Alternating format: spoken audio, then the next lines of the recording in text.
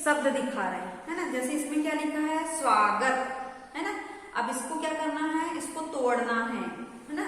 और महात्मा नाविक मतेक देवेंद्र तथ्यो परमेश्वर, इसको सबको तोड़ना है।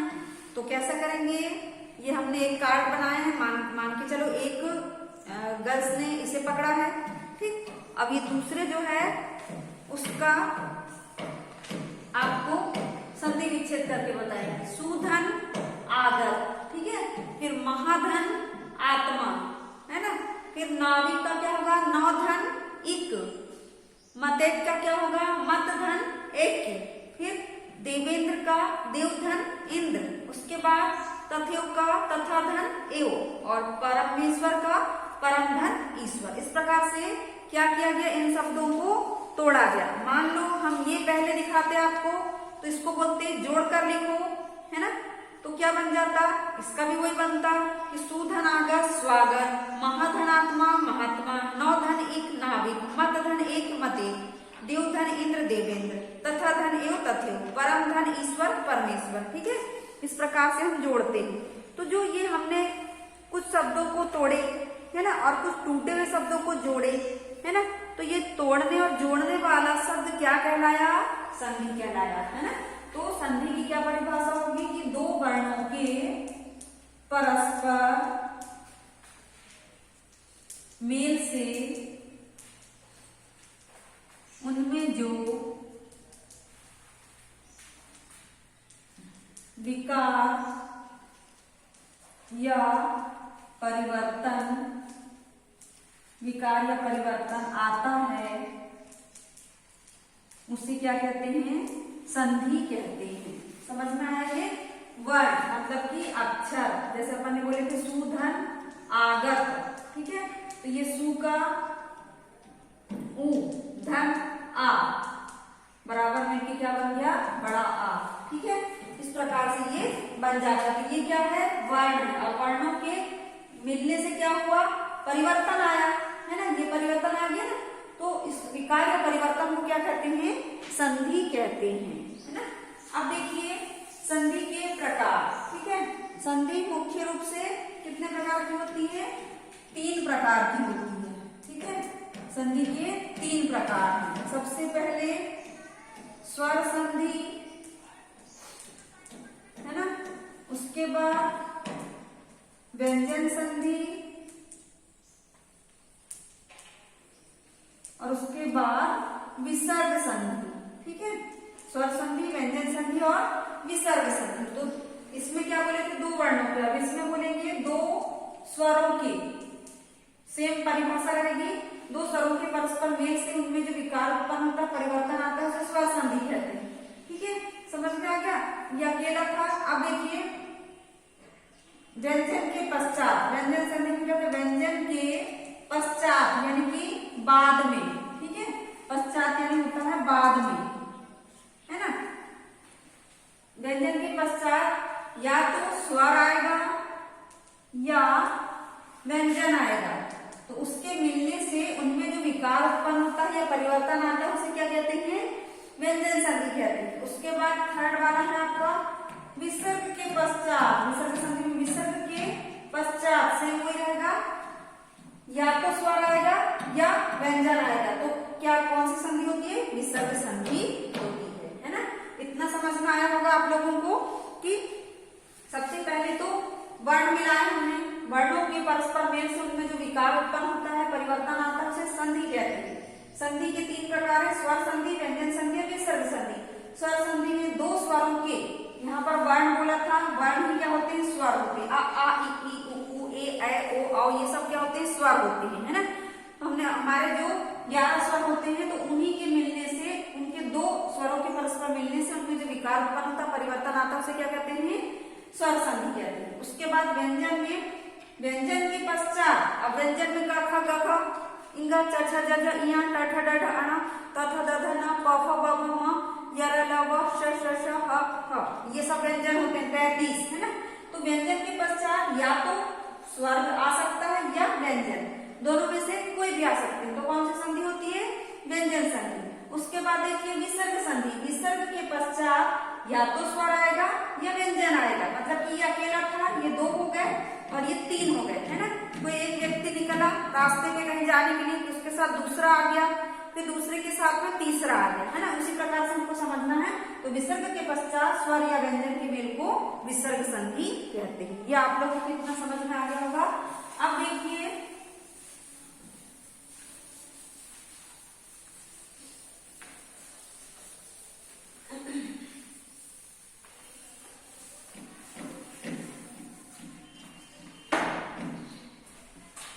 अब हमको पढ़ना है स्वर संधि के जो 5 प्रकार होते हैं वो हमको पढ़ना है, ठीक है।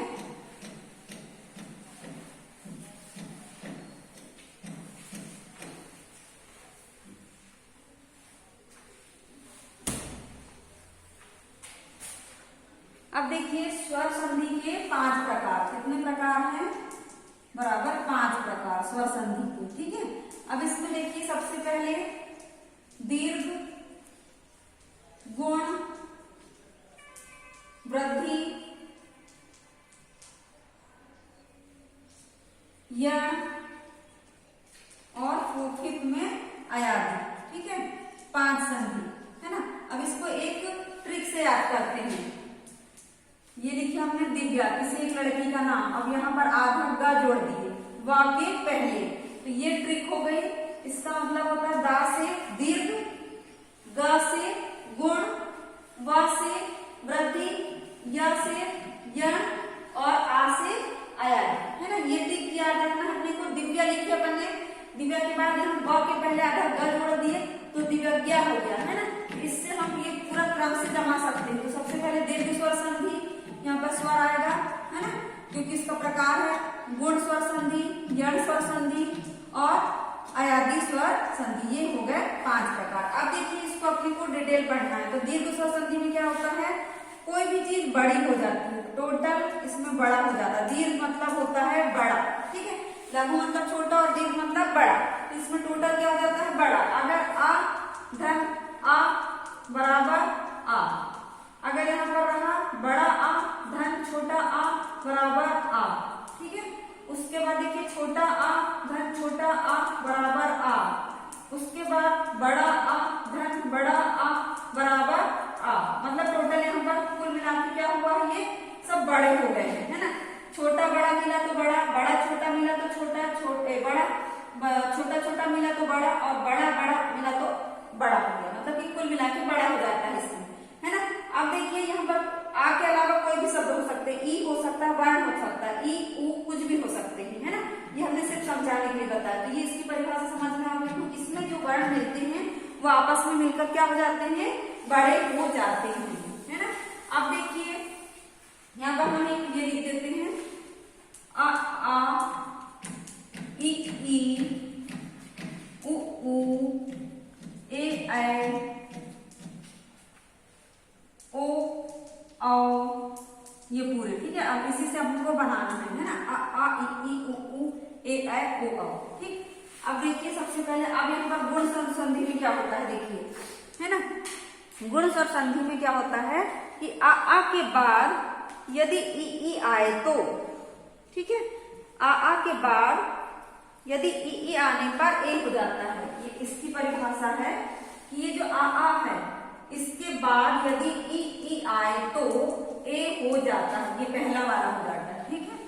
आ के बाद यदि ई आए तो ए हो जाता है। और एक और इसका नियम है कि आ के बाद उ आए तो, आ के बाद उ आए तो उ का क्या हो जाता है? ओ हो जाता है। ये दोनों में से, ये पहला वाला और इसमें से भी दोनों में से पहला वाला, ठीक है। ये समझ में आ गया आपको, है ना।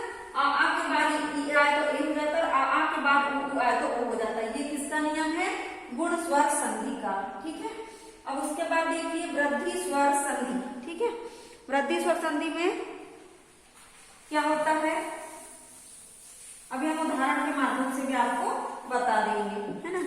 अब इसमें देखिए वृद्धि में आ के बाद ए आए। अब इसका काम खत्म हो गया, अब ये चालू होगा, है ना।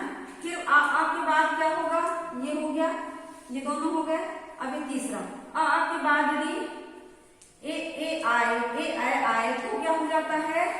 ऐ हो जाता है, ये बड़ा वाला हो जाएगा क्योंकि इसका काम खत्म। अब ये हो गया चालू, है ना। उसके बाद सेकंड नियम में आ के बाद यदि ओ औ आए तो क्या हो जाता है, ये बड़ा हो जाता है क्योंकि ये वृद्धि हो रही है मतलब बड़ा, ये बड़ा, ये भी बड़ा हो जाता है। ठीक है, ये भी हो गया। अब उसके बाद देखिए, हाँ एक और गुण स्वर संधि में था आ के बाद यदि ऋषि आए, है ना, यहाँ पर एक ऋषि भी रहता है। ठीक है, आ के इसमें ये गुण स्वर संधि में आ के बाद ऋषि आए तो आर हो जाता है। ठीक, अब उसके बाद देखिए वृद्धि भी हो गई। अब उसके बाद यण स्वर संधि, आ के बाद ई के बाद यदि कोई भिन्न स्वर आए तो या हो जाता है ना।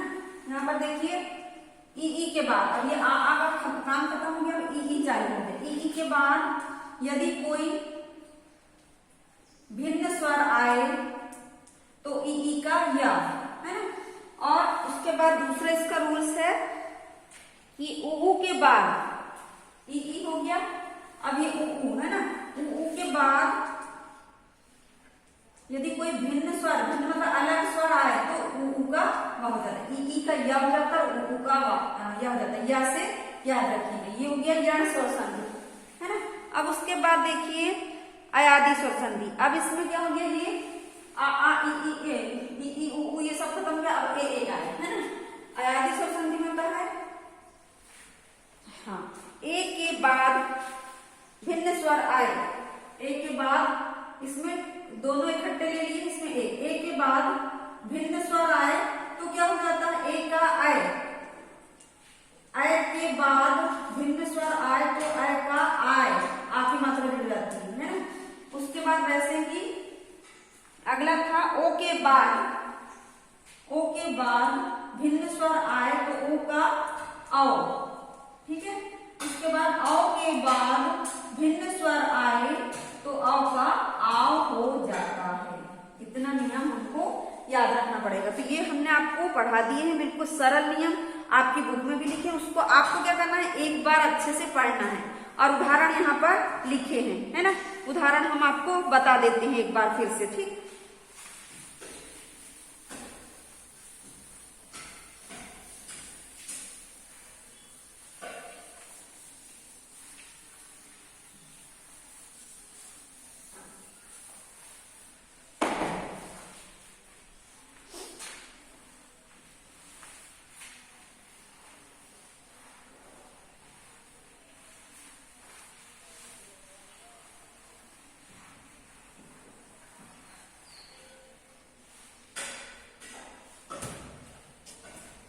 अब देखिए दीर्घ स्वर संधि का एक उदाहरण हम आपको बता देते हैं। सत्य धन अर्थी, ये दीर्घ स्वर संधि का है ना।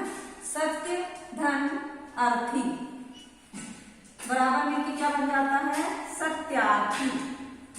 क्यों बना ऐसा, क्योंकि या का आ। अब बोलेंगे या का आ कैसे हुआ, क्योंकि ये या क्या है, व्यंजन है ना, ये व्यंजन है और व्यंजन किससे मिलके बना होता है, स्वर से मिलके बना होता है। ठीक है, तो इसलिए या का आ और आ का आ, तो दोनों छोटे छोटे हैं, दोनों मिलके यहाँ बड़ा आ हो गया।